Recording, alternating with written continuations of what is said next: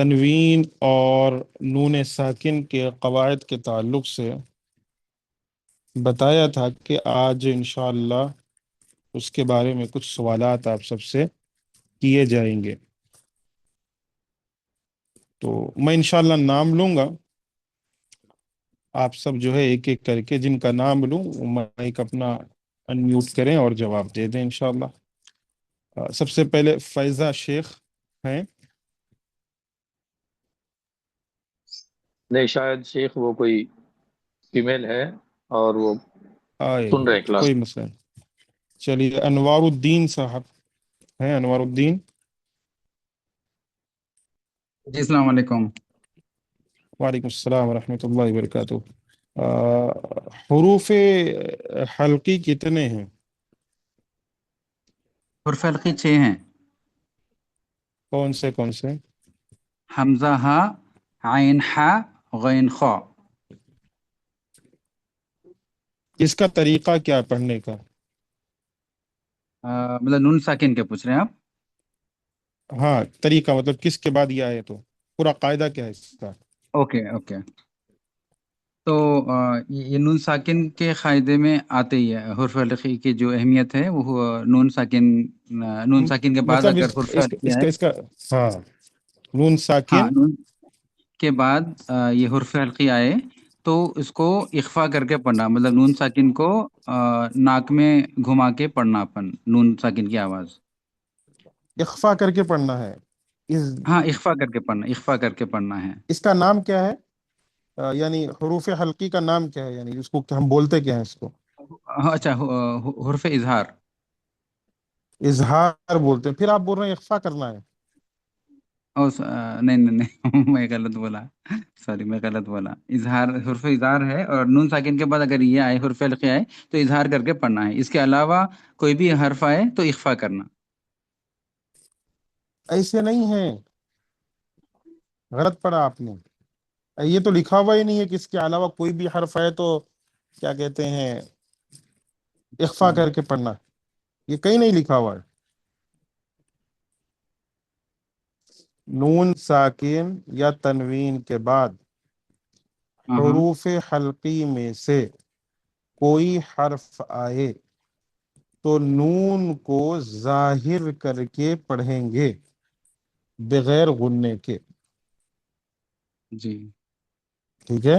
اس کو کہا جاتا ہے اظہار، ٹھیک ہے؟ بس اتنا ہی۔ جی اس کے علاوہ جو حروف ہیں ان کو اخفا کہتے ہیں، ایسا نہیں ہے کچھ بھی، کیونکہ اس کے بعد اور حروف ہیں جو ادغام میں بھی آتے ہیں، اقلاب میں بھی آتا ہے، اور دوسرے چیزوں میں آتے ہیں، ٹھیک ہے؟ جی جی جی جی ہاں، مصعب شیخ ہیں۔ السلام علیکم شیخ۔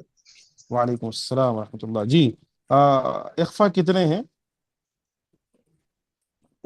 15 ہے شیخ۔ کون سے ہیں؟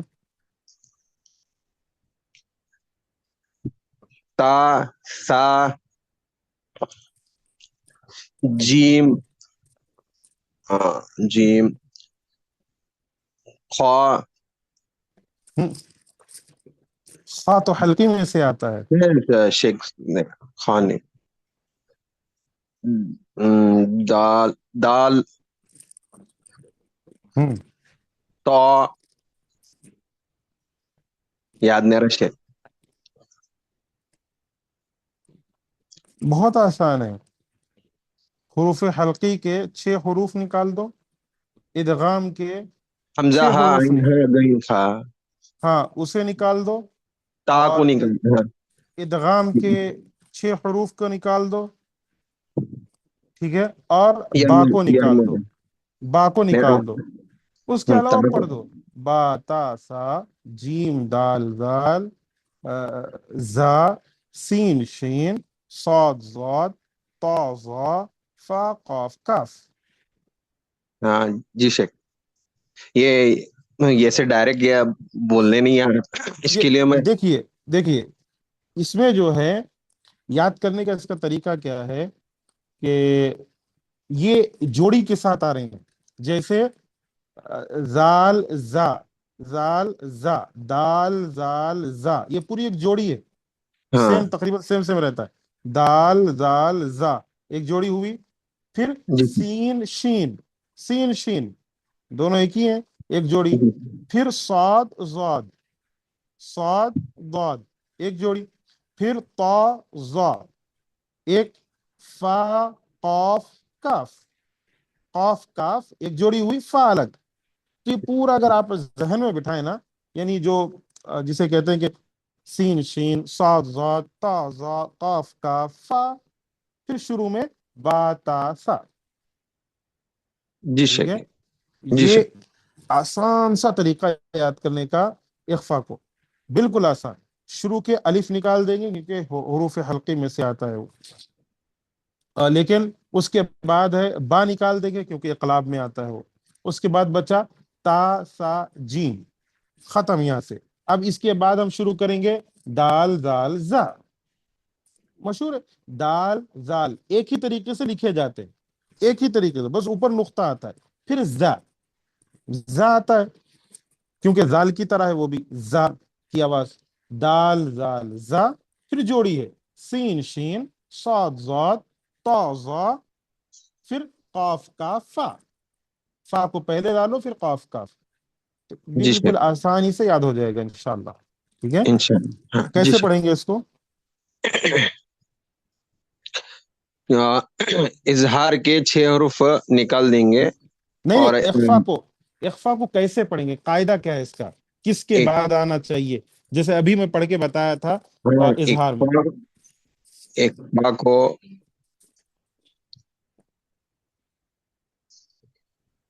ابھی تھوڑی دیر پہلے میں جیسے پڑھ کے بتایا اظہار میں، تنوین اور نون ساکن کے ہاں بعد آنے کے ہاں بعد ہاں حرف اخفا آئے تو ہاں، اس کو پڑھیں گے۔ کیسے پڑھیں گے؟ ناک میں گننا کر کے پڑھیں گے، ناک میں نون کی آواز کو چھپا کر پڑھیں گے، غنہ کے ساتھ پڑھیں گے، پڑھیں گے۔ ٹھیک ہے؟ جی کیونکہ غنہ آپ کہیں گے تو غنہ تو ادغام میں بھی ہوتا ہے، تو کیا فرق رہ گیا اخفا اور ادغام میں؟ تو یہ جی ہے اخفا کا فرق، کہ اخفا میں ناک میں نون کی آواز کو چھپاتے ہیں، پھر غنہ کی آواز آتی ہے، اس طریقے سے پڑھا جاتا ہے، ٹھیک ہے؟ جی شیخ۔ ہاں، عادل شیخ ہیں، مائک انمیوٹ کر لیں اپنی۔ ابو محمد ابراہیم،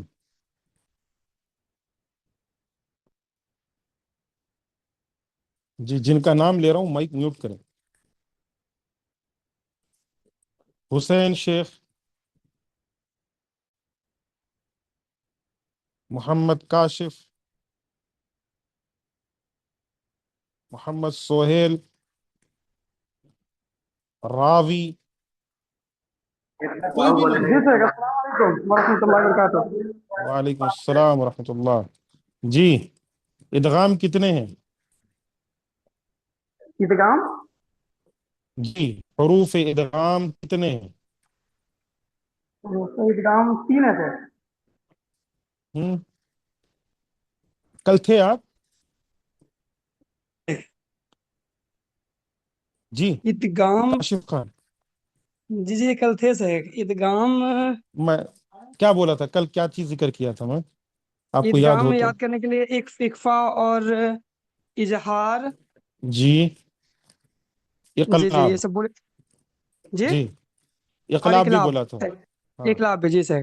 جی، میں سر اس لیے یاد نہیں کیا نا کیونکہ کچھ ہم کو یاد تھا، لیکن ابھی آپ جو ادغام یہ جو پوچھ رہے ہیں نا، ادغام پوچھ رہے تھے، جی ادغام ہی پوچھ رہا ہوں۔ ادغام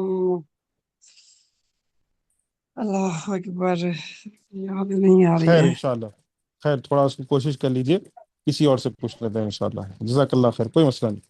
جی ساحل خان، السلام علیکم ورحمۃ اللہ وبرکاتہ۔ وعلیکم السلام ورحمۃ اللہ۔ جی، ادغام کتنے ہیں؟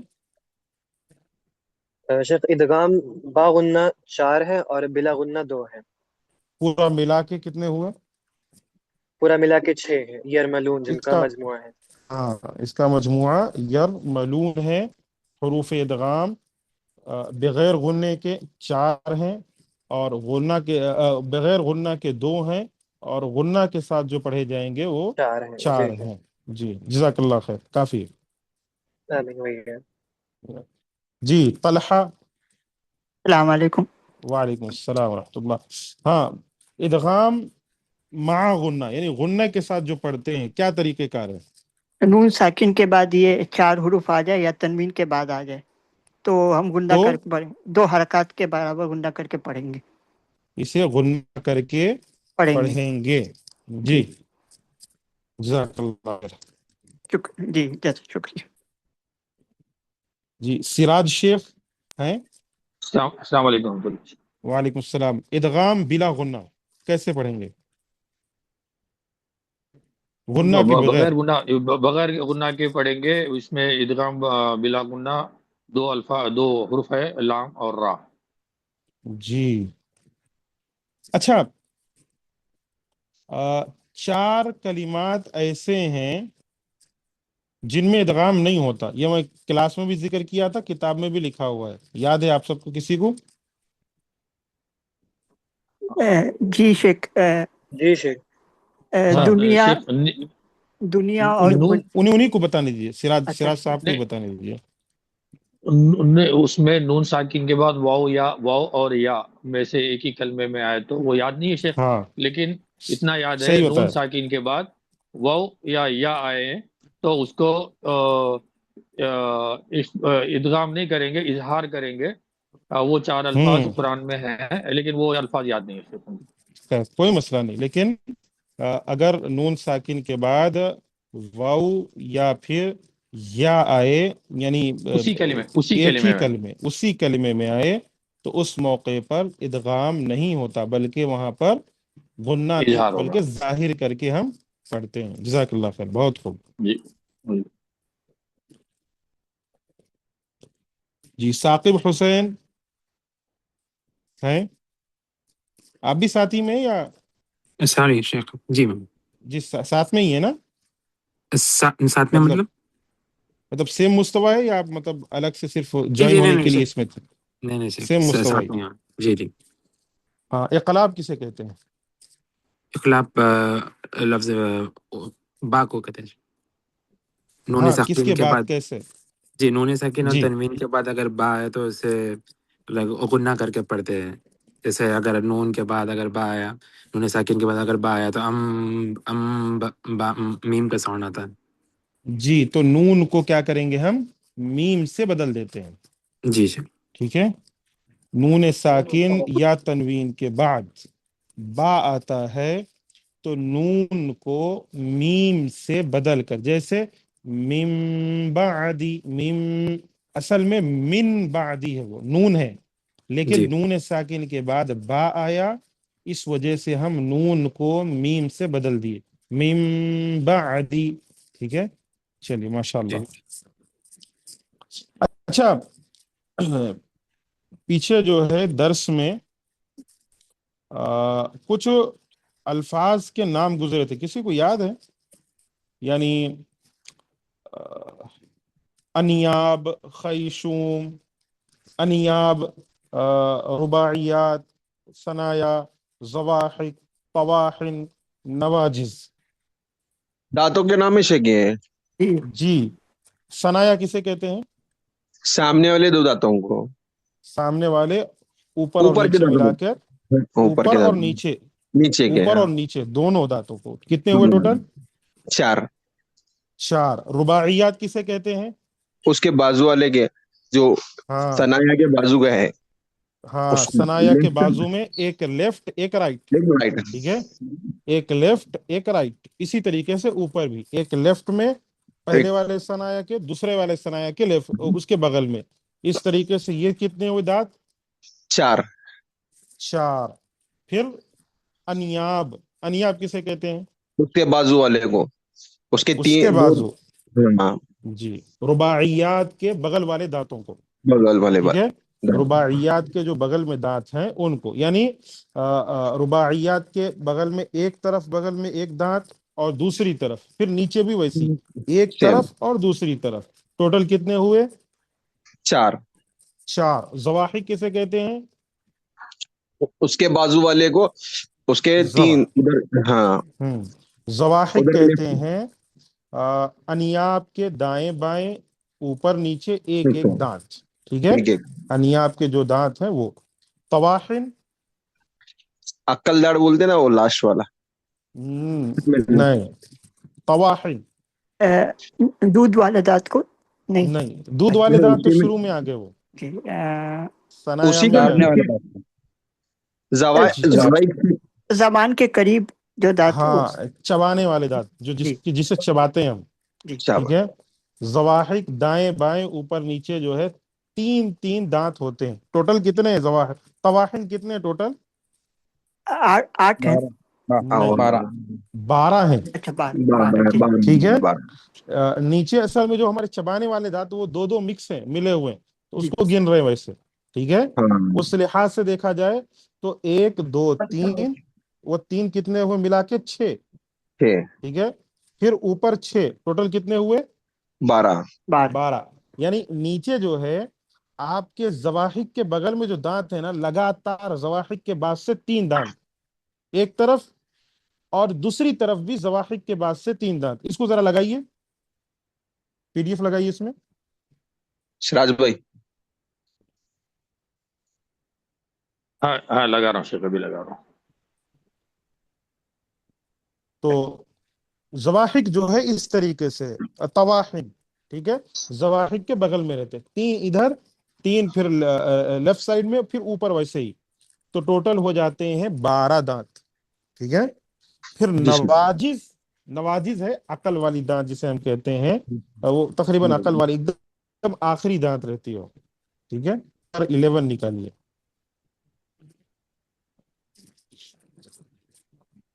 بس بس بس بس بس بس یہ بتا رہے شیخ، یہ یہ نہیں نہیں نا، نہیں، اس کے بعد نہیں یہ یہ بس یہ دیکھیے، ٹھیک ہے، سب لوگ دیکھیے، ہو سکتا ہے بھول گئے ہوں آپ سب، تو دوبارہ یاد دہانی، کیونکہ یہ سوال آ سکتے ہیں ایگزامس وغیرہ میں، یہ سوال آئیں گے تو سمجھنے سے. ثنایا، یہ جو کلر ہے نا دانتوں میں دیکھ لیں آپ، ٹھیک ہے، ثنایا کے بغل میں ایک کلر ہے، تو اوپر دیکھیے 2 دانت اور نیچے 2 دانت، سمجھ میں آ گیا سب کو؟ اسے ثنایا کہتے ہیں. جو ہمارے پاس سب سے پہلے جو دانت گرتے ہیں بچوں کے، یہی دانت ہوتے ہیں، ثنایا ہوتے ہیں، ٹھیک ہے. شروعات جو دانت ہوتے ہیں یہی دانت گرتے بھی ہیں بچوں کے. پھر اس کے بعد رباعیات ہے، یعنی ثنایا کے بغل میں دیکھیے ریڈ کلر کا، رباعیات ریڈ کلر کا ہے، اس طرف، پھر نیچے بھی بالکل ویسے ہی، ٹوٹل 4 دانت ہوتے ہیں. پھر اس کے بغل میں ہوتے ہیں انیاب، رباعیات کے بالکل بغل میں ہوتے ہیں دونوں طرف، تو ملا کے کتنے ہوئے؟ یہ بھی 4، اوپر اور نیچے، ٹھیک ہے. کنفیوز مت ہونا، ورنہ ہمارے کتنے دانت ہیں؟ اوپر دانت ہوتے ہیں، نیچے دانت ہوتے ہیں، ٹھیک ہے. تو اوپر 2 نیچے 2 ہوئے 4. پھر زواحق، انیاب کے بغل والے، انیاب کے جو بغل میں ہیں وہ زواحق ہے. طواحن اکثر وہی دانت ہیں جو ہم گوشت وغیرہ یا جسے ہم چباتے ہیں، وہ جو دانت ہوتے ہیں وہ نیچے کے لگاتار 3، پھر اس کے بغل میں 3، ٹوٹل 6، اوپر بھی ویسے ہی، ٹھیک ہے. کتنے ہوئے ٹوٹل؟ 12. طواحن کتنے ہیں؟ 12. پھر نواجس، وہی آخر میں جو عقل کی دانت جسے ہم اور آپ کہتے ہیں، تقریباً وہی ہوتا ہے، ایک دم آخر میں نکلتا ہے، وہ ہوتا ہے نواجز، ٹھیک ہے.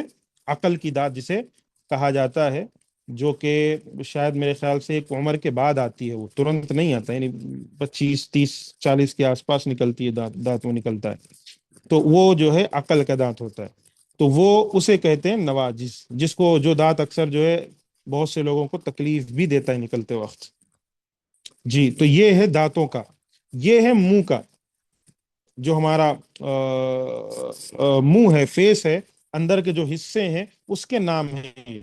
خیشوم ناک کو بولتے ہیں، نوس، ناک کے اندر کا حصہ، ٹھیک ہے، وہ خیشوم ہے. جوف، یہ جو خالی جگہ دکھ رہی ہے آپ کو منہ کے اندر، وہ جوف. حلق یعنی منہ، ٹھیک ہے، منہ کے اندر جو خالی جگہ ہوتی ہے وہ جوف ہے. ہمارے جو زبان ہے، زبان کے اوپر جو حصہ ہے پورا وہ جوف ہے، یعنی منہ ہے، منہ ہی سمجھیے اس کو۔ حلق معلوم ہے سب کو، نیچے جو حلق ہوتا ہے، ہونٹ وہ بھی معلوم ہے، زبان، ان ساری چیزوں سے جو ہے مخارج بنتے ہیں۔ کیا بنتے ہیں ان ساری چیزوں سے؟ مخارج، ان سب سے جو ہے مخارج بنتے ہیں، انہیں یاد رکھ لیں، یہ ضروری ہے انشاءاللہ، ٹھیک ہے؟ تو یہ کچھ چیزیں ہیں جسے اپنے ذہن میں آپ سب رکھ لیں، باقی چیزیں جو ذکر کی گئی ہیں اس میں اسے یاد کر لیں انشاءاللہ، ٹھیک ہے؟ دھیرے دھیرے سب لوگ یاد کر لیں۔ آج انشاءاللہ ہمارا آخری درس تھا، کل اسی درس کے ٹائم پہ آپ سب حاضر ہوں گے اور شروعات سے پڑھیں گے، ٹھیک ہے؟ جو چیزیں جو ہے پڑھنا ہے اس کو ریوائز کریں گے سارے طلبہ مل کر، سمجھیں گے اس کو انشاءاللہ۔ کوئی چیز سمجھ میں نہ آئے آپ سب کو تو بغیر کسی جھجک کے آپ جو بھی ہمارے گروپ کے مانیٹرز ہیں ان سے آپ پوچھئے، وہ ہم تک واٹس ایپ کے ذریعے بھیج دیں گے انشاءاللہ، اور اس کا جواب آپ کو مل جائے کسی بھی ٹائم کسی بھی وقت، ٹھیک ہے؟ کوئی خاص وقت نہیں ہے، کوئی خاص ٹائم نہیں ہے، جو چیز سمجھ میں نہیں ہے جب سمجھ میں نہیں ہے اسی موقع پر بھیج دیں، ٹھیک ہے؟ چاہے وہ رات کے 12 بجے ہو، چاہے رات کے 1-2 بجے ہو، کچھ بھی، جب دیکھوں گا انشاءاللہ آپ کو جواب ضرور ملے گا انشاءاللہ، ٹھیک ہے؟ لیکن سمجھیں، میرا ماننا ہے آپ سب ضرور سمجھیں، تجوید ایک ایسا مادہ ہے جو صرف اور صرف امتحان تک کے لیے کافی نہیں ہے، ٹھیک ہے؟ یہ ہماری زندگی میں رہنا چاہیے۔ ہمیں یاد ہے تو ہم دوسروں کو بھی پڑھا سکتے ہیں، ہمیں نہیں آتا تو ہم خود بھی قرآن غلط پڑھیں گے، اور اگر کبھی کسی کو پڑھانے کا موقع ملا تب بھی غلط پڑھیں گے، اور نماز میں غلطی ہوگی، ٹھیک ہے؟ کبھی نماز پڑھانے کا موقع ملے گا تو غلط پڑھائیں گے، جہاں کھینچنا ہے وہاں کھینچیں گے نہیں، جہاں صاد بولنا ہے وہاں جو ہے ضاد بول دیں گے، جہاں سین بولنا ہے وہاں شین کی آواز۔ تو تجوید سیکھنا ہر شخص کے لیے، ہر مسلمان کے لیے ضروری ہے، ٹھیک ہے؟ اسی وجہ سے یہ ضروری ہے۔ السلام علیکم ورحمۃ اللہ وبرکاتہ۔